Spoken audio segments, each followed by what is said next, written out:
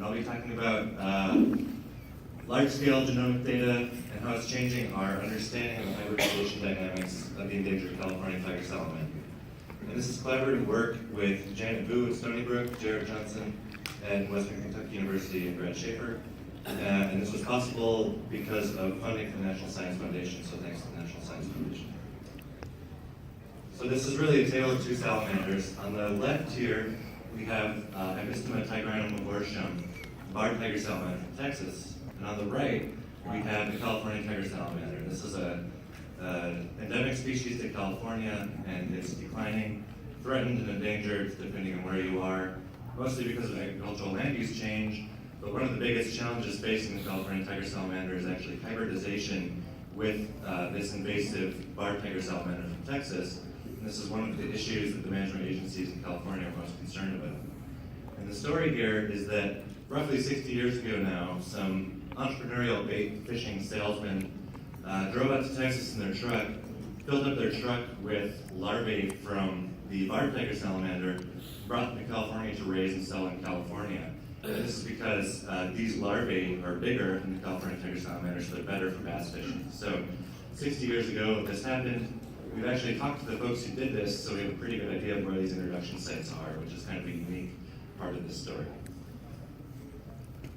Okay, so when we became aware that hybrids were happening between these two species, folks before me in the lab started looking into this and saw some pretty interesting stuff. So what we see here on this graph on the left is 68 different alleles that were determined to be diagnostic between the California tiger salamander and the barred tiger salamander.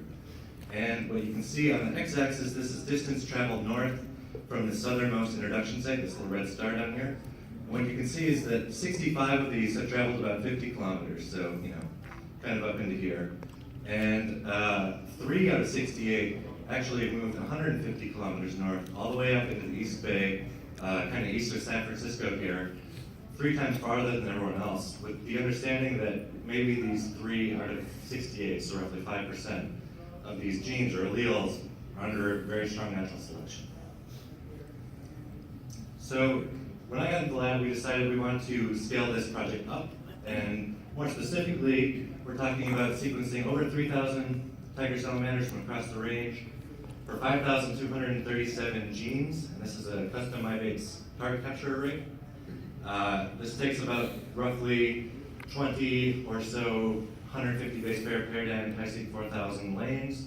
We put 152 samples on each lane. I'm happy to talk more about specifics later if you want. And these are from across the range of the California tiger salamander. So up into Lake County, those are invasive salamanders. Everything else is the natural range of the California tiger salamander.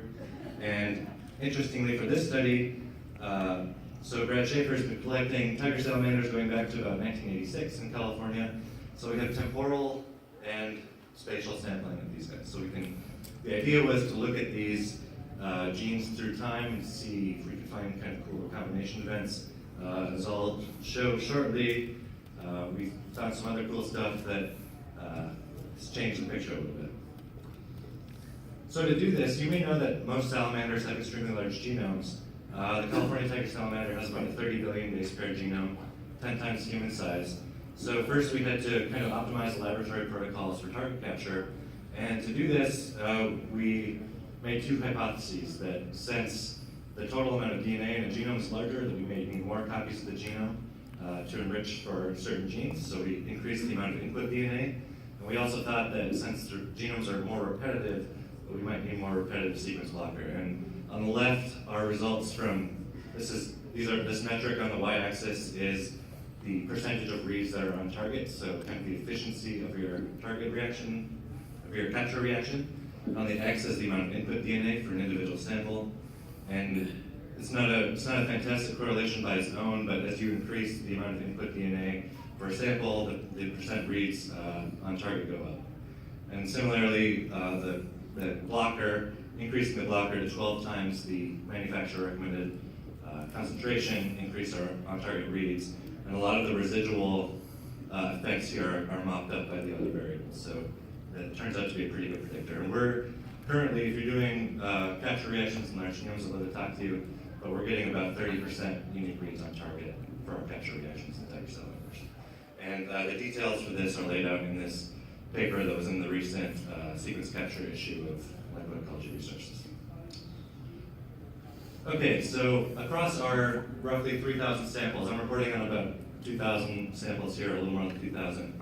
We have about 300,000 variable sites, and when I say 5,237 exons, these are exons from independent genes. They're each about 300 base pairs, and then when we assemble post-capture, they go up to about 1,000 base pairs. So it's about 4 million base pairs of total reference length.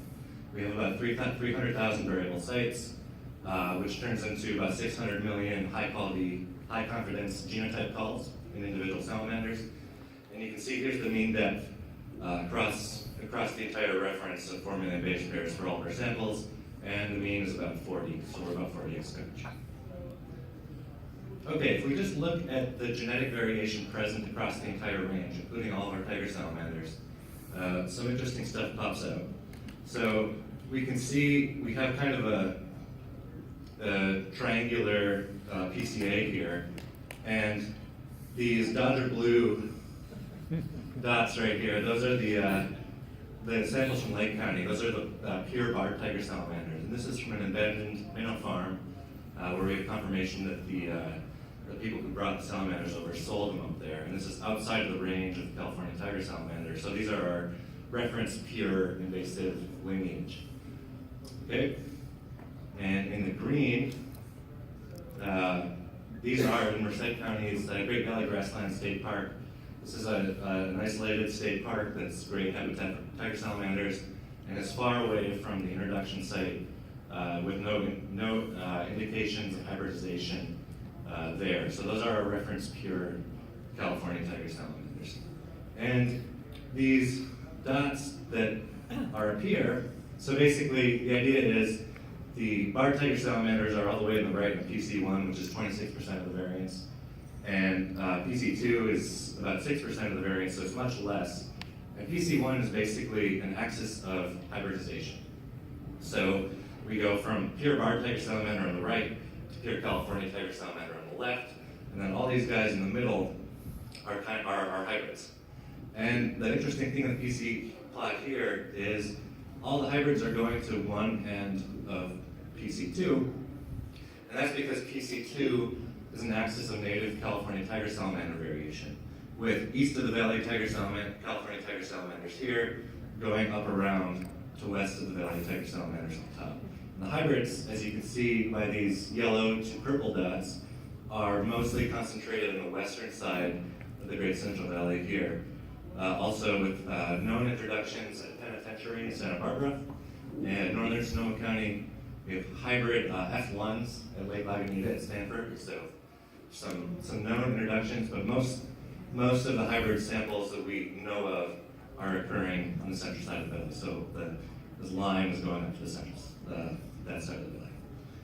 Okay, so that's just a broad look at the broad scale genetic variation. But let's look back at those three markers as we move further than the other ones. When we look at our increased spatial sampling of salamanders, with many more samples, we see some things that are not really what we expected. On the left, superinvasive 1 and superinvasive 2, we're seeing them actually go into the eastern side of the valley. We didn't expect to see them there. And they're at lower frequency on the eastern side of the valley, but we weren't expecting to see them there. And that was our first inclination that, oh, maybe these alleles are actually ancestral polymorphisms present in the invasive California tiger salamanders that have drifted to lower frequency on the eastern side of the valley and drifted towards the allele that's present in the invasive salamander on the western side of the valley. On SI3, however, we do see the pattern we expect where the alleles kind of getting up into the East Bay region, into Alameda County and beyond, and we don't see them on the eastern side of the valley. So with our sequence data, we can look at this a little more specifically. So we can actually phase our data, our sequence data, with reads. So here's an example where we have two heterozygous sites located a couple base pairs apart, and you can see that whenever there's a T, there's always an A with the other one. So we can use our sequence read data from our 40x coverage to phase our heterozygous sites. And that allows us to build multinucleotide polymorphisms. So here is an example for one gene. We sample all the haplotypes present in the barred tiger salamander region, and we get 2 haplotypes. And then we sequence all the salamanders here. We get 1 haplotype on the east side of the valley here, 1 haplotype on the west side of the valley here. If we only looked at base 4, we would see that SPICs for T in the barred tiger salamander, SPICs for A on the right side of the valley, or east side of the valley, and FICs for T on the west side of the valley. And this would actually give us that pattern of the super invasive false positive for an invasive allele on the west side of the valley. But when you look at 2 bases down, if you included all the bases here, you see there's a fixed T versus G polymorphism here. So if you look at all the SNPs, we can differentiate that haplotype as actually being a pure California haplotype instead of an invasive haplotype. So if we instead look at the haplotypes, we can see that on SI1 and SI2, they're now really restricted into the core hybridization zone. They don't go up into the East Bay.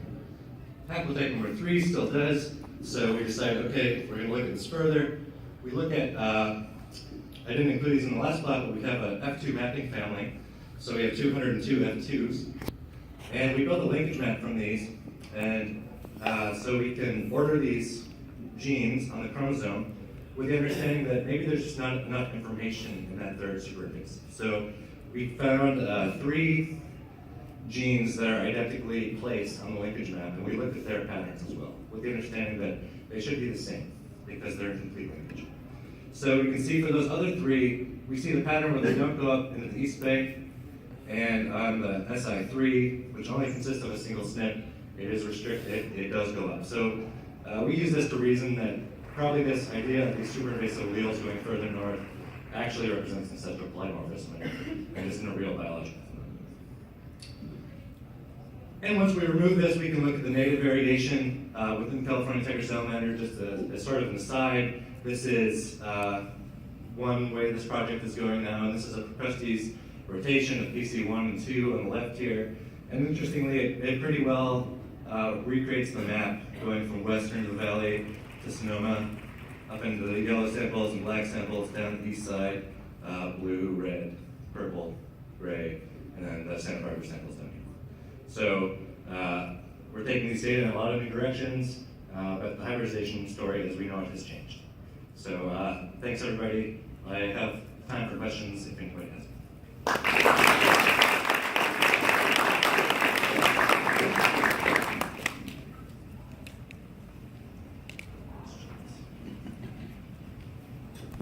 Brad. Evan, so you think this is something that that sort of SNP versus haplotype approach? Do you think that's something that generally can be causing problems with evaluations in just hybrid zones generally? Because we certainly use SNPs a lot in hybrid zones. Yeah. Well, I mean, certainly there's kind of a perfect storm of being a monkey here in the previous study. Going to the haplotype level means that if there's any SNP within that region, which over the 3 to 4 million years that they've been separate, that has become fixed in both samples, if there's any SNP in there that's fixed, that will alleviate the problem of those shared ancestral polymorphisms. So it will definitely help. It's more difficult to obtain this data, but it's becoming easier. So yeah, I think it's a good approach, definitely. Change over here.